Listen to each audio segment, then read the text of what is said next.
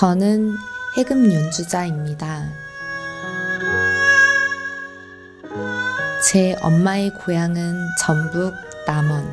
제 기억 속의 남원은 아련한 그리움입니다.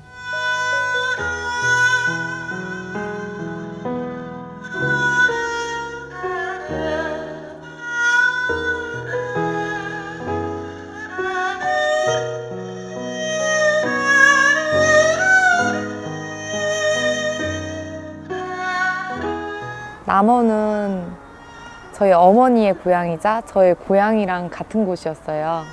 어머니의 뿌리가 있는 곳이죠. 한국 음악을 전공한 저에게 영감을 주는 것은 평범한 사람들의 이야기입니다. 그 중에서도 이 땅을 지켜온 여인들의 이야기가 저를 매료시켰습니다.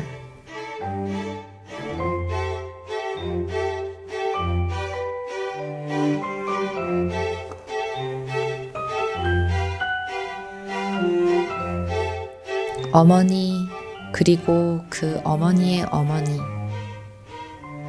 저는 이 그리움의 근원을 어디에서 찾을 수 있을까요?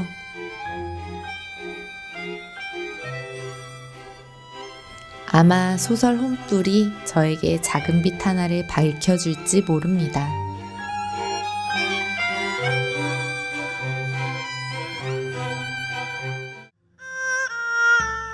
대하소설 혼뿔은 최명희 선생이 쓴 종부 3대의 이야기입니다.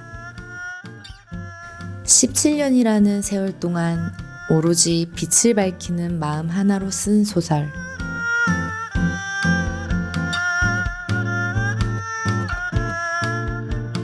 여인들의 숨결을 찾아, 그리고 제 음악의 혼뿔을 찾아 떠나는 길. 여행은 남원 노봉마을에서 시작합니다.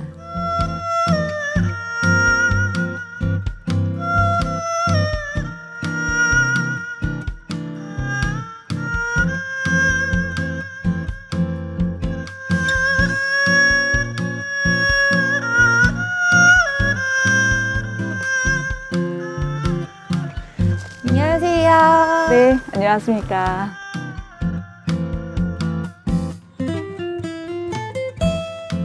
세월의 덮개가 곱게 내려앉은 서도역. 바람마저 고즈넉하게 잠재우는 곳입니다. 소설 혼뿔의 배경지를 찾아다니고 있는데요. 이 서도역은 혼뿔과 어떤 연관이 있는 곳인가요? 혼불 속에 나오는 매한역이 이곳 서도역입니다. 서도역은 혼불 속에서 중요한 문학적 공간인데요. 효은이가 전남 대실에서 묵신행을 올 때 이 서도역에서 내리는 장면이 나와요. 그런데 마을 사람들이 신부 구경을 하기 위해서 겹겹이 이 서도역에서 기다리는 그런 장면이 인상적이고요.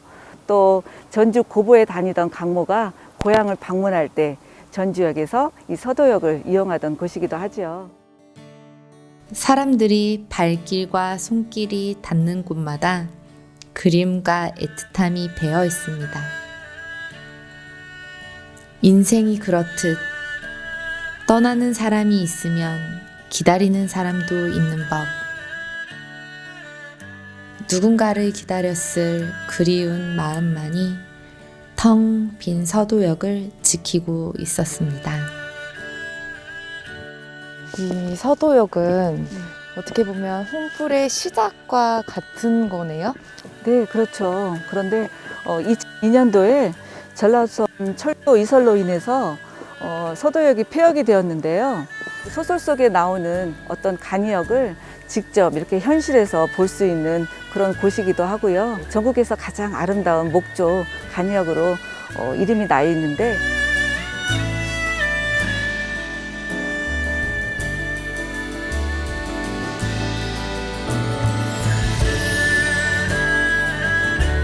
효원에게 강모는 평행선이었습니다. 아무리 가도 닿을 수 없는 아득한 평행선 같은 사랑이었죠.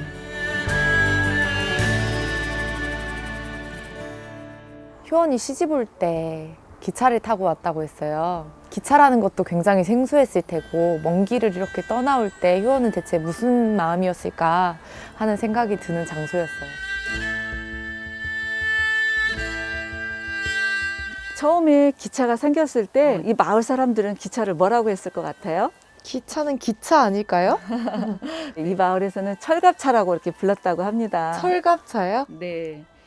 철갑을 입은 자동차라는 뜻일까요? 아무래도 그런 비슷한 뜻을 담고 있는 것 같아요. 그런데 처음에 기차가 생겼을 때 매안마을의 양반가에서는 너무너무 이 기차를 탐탁지 않게 생각을 했다고 합니다. 밖으로는 국권을 잃어버린 그런 시대이고요. 내부적으로는 그런 조선 말의 어떤 정신과 전통이 이어지는 그런 시대였잖아요. 네네. 그러다 보니까 쌍꺼들하고 같이 나란히 타고 가야 되는 그런 기차가 매우 탐탁지 않게 생각을 했다고 하는데요. 그러다 보니까 오수는 15리가 걸리고 남원은 30리 그런 거리를 양반들은 웬만하면 다 걸어서 다녔다고 해요. 네.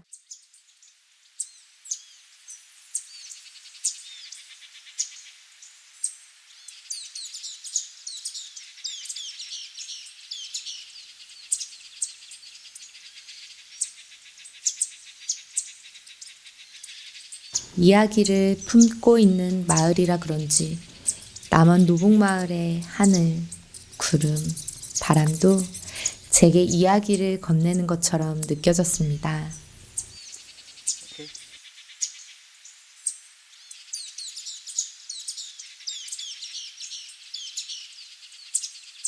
최명희 작가의 상정치 씨가 조선시대부터 살았던 종가예요. 소설 속에서는 청암부인을 이렇게 비롯해서 매안이 씨, 종부 3대가 살던 곳이죠. 굉장히 높이 있는 것 같아요. 네, 마을을 마치 이렇게 밑으로 내려다 보는 듯한 그렇게 높은 원룸에 위치하고 있습니다.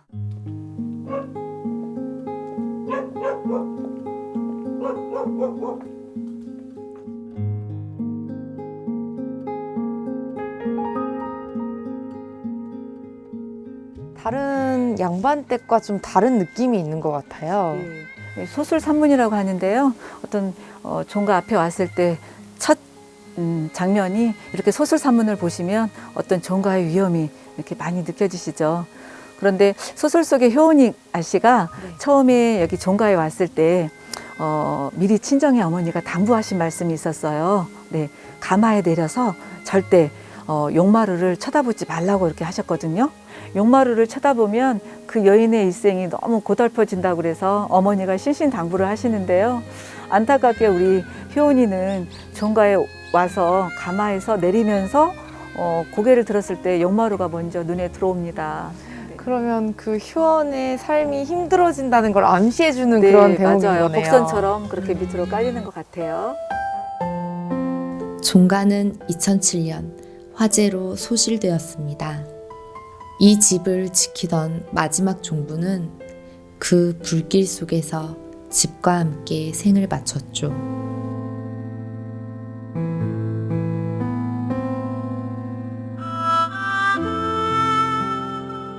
마지막 순간까지 참으로 종부다운 삶이었습니다. 효원은 숨을 크게 들이쉬었다. 그리고 짓눌리는 듯한 어깨를 버티며 올렸다. 어쩌면 어깨에서 나뭇가지 부러지는 소리라도 들릴 것처럼 힘에 겨웠다. 그래서 둘러선 사람들의 시선을 비키며 턱을 세우고 눈을 높이 떴다. 그때 효원의 눈에 들어온 것이 시댁의 검은 지붕 용마루였다. 용마루는 눈을 부릅뜨고 있는 것 같았다. 용마루의 눈과 효원의 눈이 순간 서로 부딪히는가 싶었다. 아찔했다. 그러더니 효원의 다리에 쥐라도 난 것처럼 후루루 떨리며 힘이 빠졌다.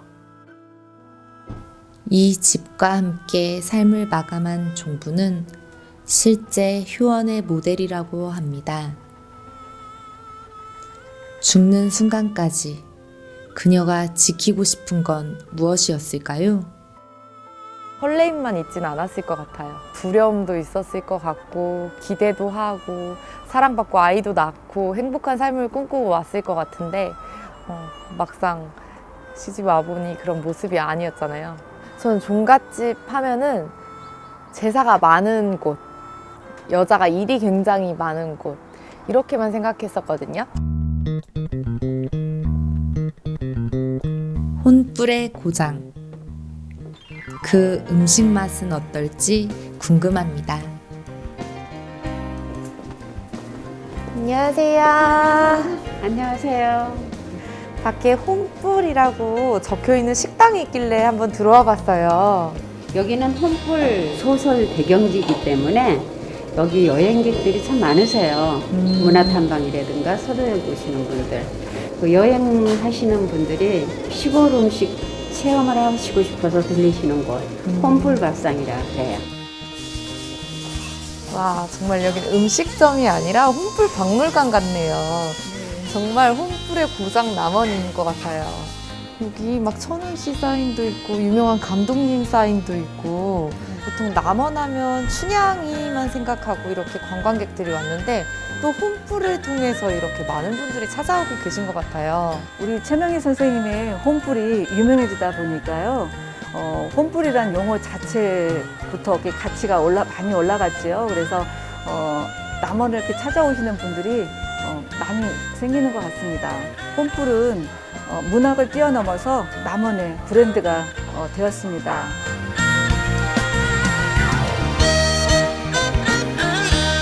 남원 지역 건강한 식재료로 맛을 낸 정갈한 한상이 차려졌습니다.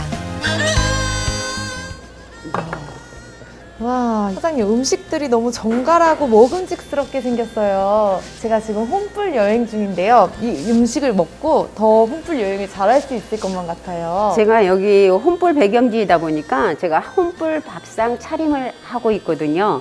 근데 이 음식들은 뒤에 텃밭에서 조금씩 재배해서 여러분들한테 이렇게 챙겨드리고 있거든요. 어렸을 적 먹었던 음식들을 생각하면서 만들었어요. 어렸을 때 할머니 집 갔을 때 먹어봤던 음식인 것 같아요. 그래요. 소박하지만 정직하고 단촐하지만 따뜻한 그런 훈김이 느껴지는 밥상이었습니다.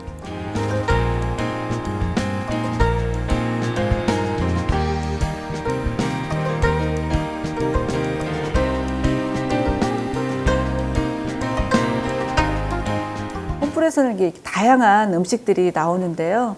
제가 기억나는 것은 시아버님이 이렇게 아프니까 효은이가 죽을 끓이는 장면이 나와요. 근데 죽이라는 것이 그냥 쌀을 불려서 이렇게 끓이는 게 아니라 온 정성이 다 들어가는 음식이더라고요. 그래서 정성껏 죽을 끓이는 그런 장면이 참 인상이 깊었습니다. 그래서 우리 생활상이나 어떤 문화를 이렇게 잘 나타내는 것 같아요. 소설 혼불은 그럼 그냥 소설이 아니라 역사와 문화까지 다 담겨있는 책인 거네요? 네, 우리 선조들의 그런 세시 풍속이나 관원 상제나 음식뿐만이 아니라 이런 문화와 역사가 담겨 있어서 민속하게 보고라고 할 수 있지요.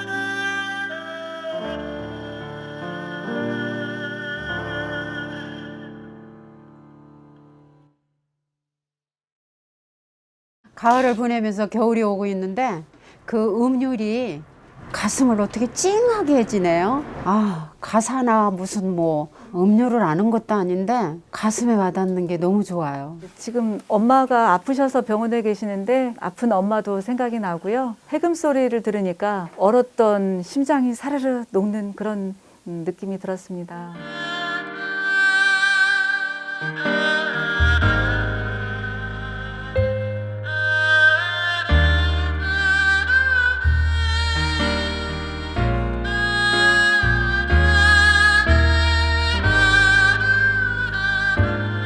노복마을 서북 쪽으로 뻗어내린 노적봉과 벼슬봉의 산자락 기맥을 가두기 위해 큰 못을 파고 그 갇힌 기운이 찰랑찰랑 넘치게 한다면 가히 백대천손의 천추락 만세양을 누릴 만한 곳이다 하여 청한 부인은 실롱한 셈 치고 2년여에 걸쳐 만들었다.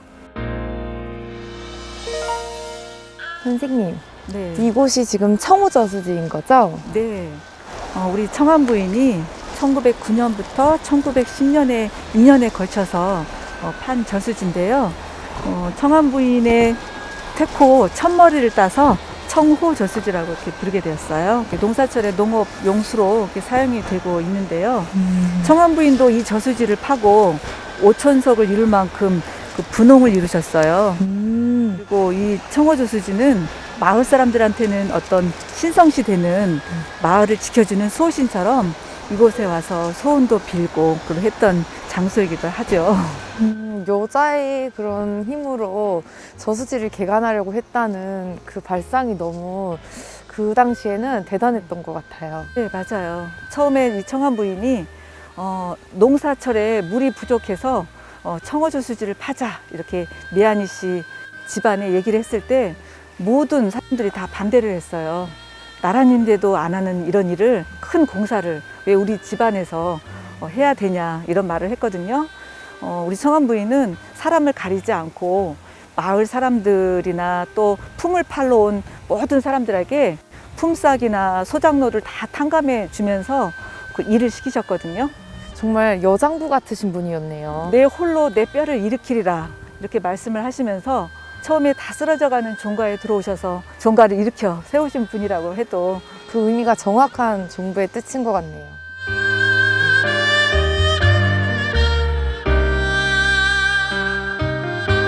청암저수지 맞은편에는 혼불 문학관이 있습니다.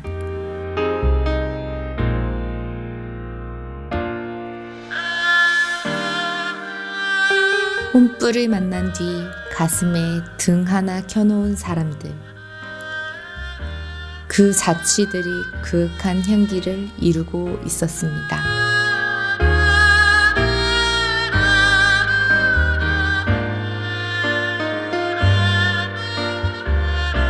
혼불문학관 마당 한켠에는 바위가 하나 있는데요. 바로 새암바위입니다. 최명희 선생님은 평소에 웬일인지 나는 원고를 쓸 때면 손가락으로 바위를 뚫어 글씨를 새기는 것만 같다 이런 말씀을 하셨는데요. 17년 동안 온 혼신을 다해서 쓴 혼불이 이렇게 새암을 이뤄서 사람들에게 위로와 어떤 회원의 바다가 되기를 바라는 뜻을 담아서 네, 새암바위라고 부르고 있습니다. 이 새암이라는 뜻은 혹시 우리말 샘? 네, 맞아요. 우리 전라도 사투리로 네, 샘이라는 뜻이 있죠. 최명희 선생님은 혼불을 쓰시면서 적합한 단어가 없으시면 본인이 이렇게 단어를 만드신다던가 또 국어사전을 평소에 시집처럼 읽으라는 말씀을 많이 하셨거든요. 그래서 국어사전에 나오는 아름다운 우리 말들을 많이 혼불 속에다 넣어놓으셨어요. 그리고 선생님이 국어사전에서 발견한 단어 중에 강실이 외모에 대해서 이렇게 표현하신 단어가 있어요. 아리잠직하다라는 단어가 있는데요. 강실이 외모 표현을 뭐 예쁘다, 곱다 이렇게 쓰시다가 우리말로 정말 예쁜 단어를 찾기 위해서 그 국어사전을 3일 밤낮을 이렇게 뒤적거리면서 찾으셨던 그 단어가 그 단어예요.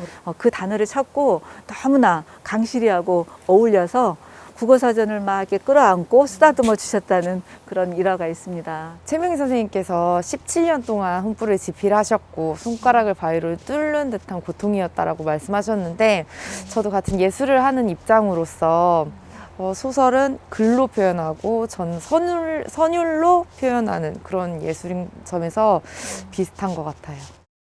마치 눈에 보이는 것처럼 글로 적어주신 것 같아요. 분명 글인데 이렇게 책을 보고 있으면은 그때 당시가 정말 또렷하게 보여요. 뭐 돌멩이의 색깔이랄까, 모양이랄까, 음식의 모습도 묘사를 너무 잘해주셔서 예를 들어 가물치를 암청색의 검은빛을 띠고 있고 가로 줄무늬가 있고 양쪽으로는 8개의 점이 있고 배는 하얗더라.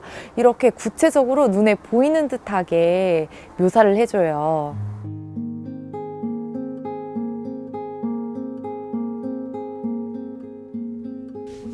이제 최명희 선생의 혼불 속으로 들어갑니다. 친한 친구 이금빈 작가가 하시는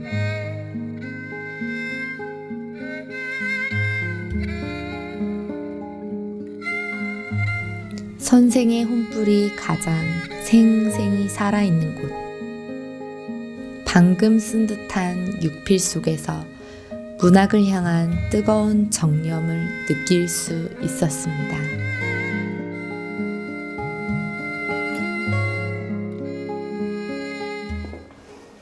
선생님, 이곳은 네. 혼불에 관련된 게 굉장히 많이 있는 것 같아요. 네, 우리 혼불에 쓰신 최명희 작가의 어떤 문학적 혼을 기리기 위해서 만든 혼불 문학관입니다.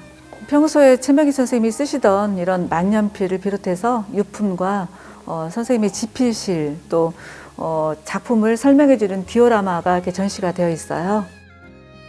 두문불출 집에서 글만 쓰는 최명희 선생을 두고 친구들은 당시 최명희 선생이 살던 동네 이름을 따 성보암 보살이라고 불렀다고 합니다. 저는 오늘 이 혼불 여행을 통해서 이 소설 혼불이 그냥 단순히 허구가 아니라 정말 있었을 법한 이야기고 실제로 모티브가 되는 이 남원에 와보니까 진짜 많은 영감도 얻고 또 이 소설의 내용에 들어있는 또 전통까지 문화까지 다 알게 되는 것 같아서 정말 남다르고 뜻깊은 하루였던 것 같아요. 보통 혼불이 우리의 관혼상제나 이런 세습풍 속 지나온 이야기들이 많이 있기 때문에요. 많은 독자들이 어려워하시거든요. 그런데 가장 한국적인 것이 가장 세계적이다라는 이런 말처럼 우리의 고유한 어떤 민속 문화나 민속 문화와 아름다운 우리말이 우리 세대에는 물론이고 다음 세대까지 이렇게 옴실액이 다 전해지길 바랍니다.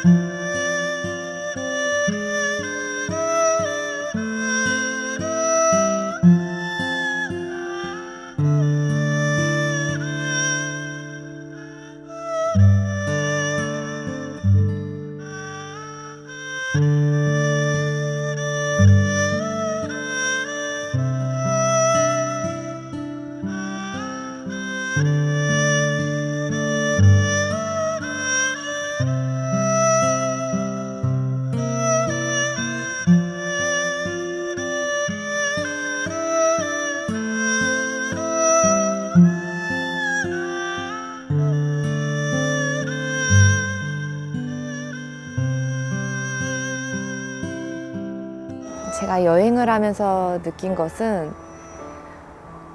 오래전 사람들의 향기가 묻어나는 느낌이었어요. 새 여인들의 가슴 아프고도 또 그 종가를 지켜내야 되는 그런 사명감으로 살아가는 그들의 모습이 눈으로 그려지는 것 같았어요. 과거 여인들은 한 번 시집 오면 진짜 뼈가 땅에 묻힐 때까지 한 집안을 위해서 희생하고 사명감을 가지고 끝까지 최선을 다하는 그녀들의 모습, 분명 외롭고 슬프고 그랬겠지만 그 사명감을 위해서 꿋꿋이 이겨나간 그녀들을 이번에 제가 음악으로 전하고 싶습니다.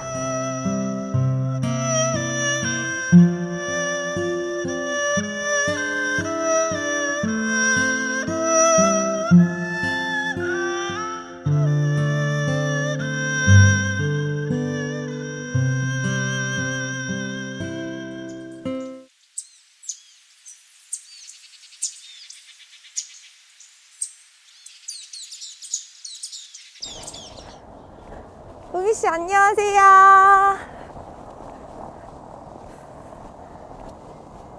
잘 지냈어요? 저는 지금 홈플 기행 갔다 왔거든요.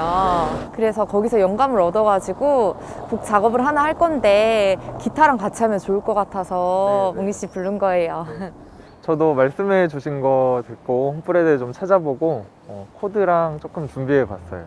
기타리스트 한웅이 씨는요, 여러 장르에 구애받지 않고 다양하게 시도를 하시는 분이에요. 그래서 어떻게 보면 국악기와 기타가 좀 생소할 수도 있는데 저랑 같이 작업을 하신 분입니다. 혼불 여행지에서 느꼈던 가문과 여운을 오선지 위에 옮겨봅니다. 소설 속에 나오는 여주인공들이 있잖아요. 그 세 여인들의 삶을 좀 음악적 주제로 잡으면 어떨까 생각했어요. 네, 그렇게 가면 될 것 같아요. 네, 웅이 씨도 뭐 이렇게 적어봐요. 코드 뭐.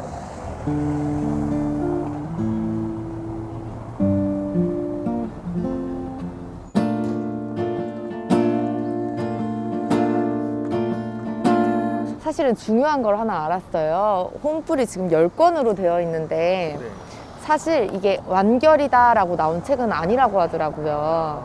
그래서 시대적인 배경이 1930년대인데 뭐 50년대, 60년대 그때 또 우리 추억과 아픔들이 있잖아요. 그런 걸 다 역사적으로 기록하고 싶으셨는데 그래서 음악 속에도 약간 완전히 끝내버리는 게 아니라 약간 열린 결말 같은 느낌을 주면 어떨까. 그러면은 맨 마지막 코드에 네. 끝을 맺지 말고 이런 식으로 풀어주면서 끝내면 괜찮아요. 좋은 것 같아요. 네, 그럼 이렇게 네. 하는 걸로. 오늘은 그래도 쉬운 편이었어요. 이제 머릿속 선율을 소리로 표현해 볼 차례입니다.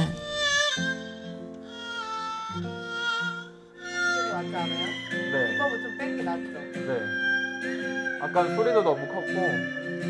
이거 이제 볼륨은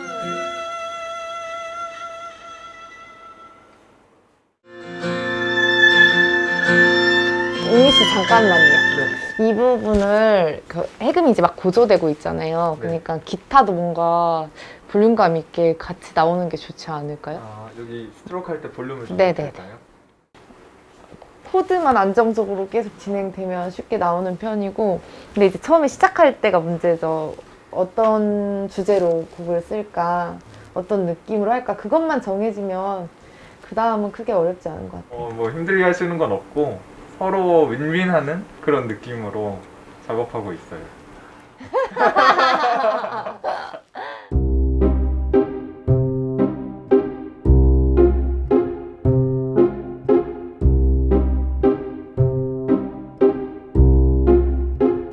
강모는 이곳을 좋아했다. 청수정의 한벽당에서부터 출발하여 다리 건너 천변의 버드나무 그늘을 따라 초록바우 기슭을 끼고는 한참이나 내려오며 남쪽으로 건듯 완산칠봉 산 능선을 바라보면서 한가롭게 걸으면 이곳에 당도하였다. 강모는 한벽루에 올라서 누굴 떠올렸을까요? 제게도 떠오르는 얼굴이 있습니다. 엄마, 나 수양이야. 나 홈플기행 갔다 왔잖아. 그래서 남원 갔다 왔어. 엄마도 남원에 살았었잖아. 엄마도 서도역이랑 홈플문학관 이런 데 가봤어? 거기가 옛날에 고모가 살던 곳이어서. 근데 너무 아름답더라고. 혼불 여행을 하며 엄마의 고향을 만났고 이 땅 여인들의 마음을 만났습니다.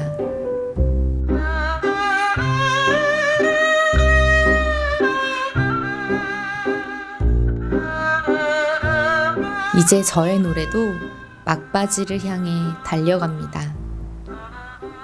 세상을 향해 움트려는 또 하나의 꽃심입니다. 소재가 굉장히 다양해서 주제를 어떤 걸로 정할지 고민이 좀 많이 됐었고요. 그들의 배경을 직접 이렇게 찾아다니고 살아 움직였던 것처럼 보고 나니까 한많은 여인들의 삶, 그리고 그 사명감을 끝까지 지켜나가는 그 여인들의 마음. 사람들이 이번에 제가 창작한 곡을 듣고 저의 의도를 정확히 알고 감상해 주셨으면 좋겠어요.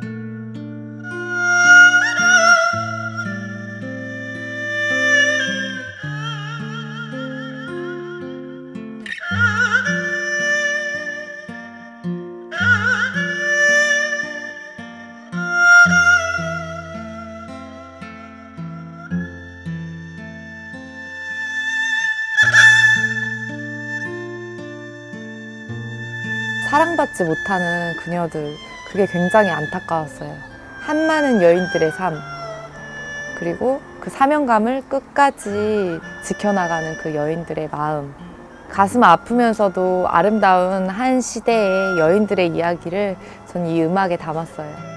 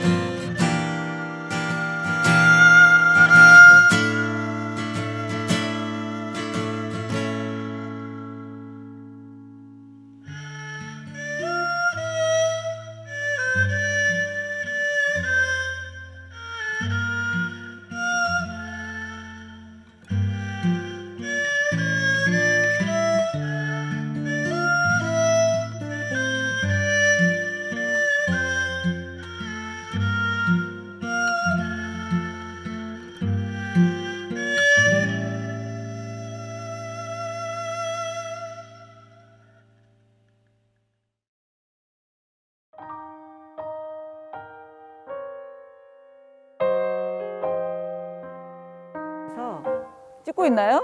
찍고 있죠. 아, 이게 평소에 하던 말들인데. 잠깐만요. 왜요? 어려운 말이잖아요. 이게 평소에 하던 말들인데. 한 번만 더 보실게요. 네. 이건 많이 조물락거리면 안 맛있어요. 그래서 제가 항상 음식을 만들면서 조물조물이라는 얘기를 참 잘하거든요. 그냥 조물조물해서 이렇게 한번 드셔보시겠어요? 맛있게 먹는 장면을 찍어드려야 되는데. 네, 앞에 것이 편집되나요?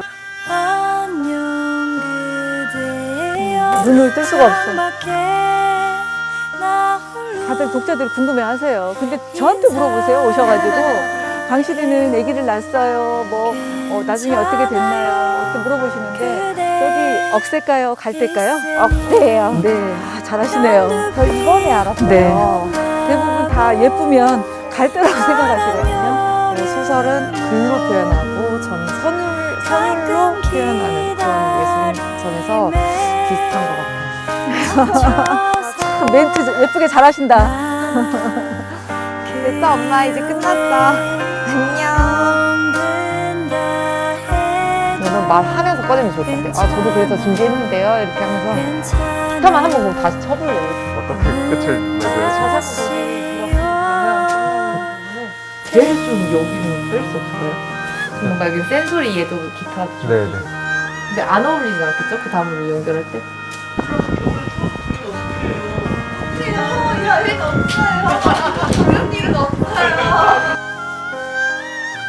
괜찮아요, 괜찮아요.